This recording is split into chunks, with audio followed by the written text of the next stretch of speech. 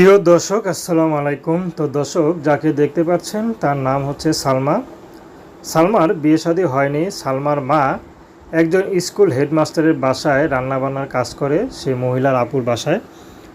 তো সালমা মাঝে মধ্যে যায়। সালমার বিয়ের বয়স হয়েছে। সালমা দেখতে লম্বা চূড়া ভালোই।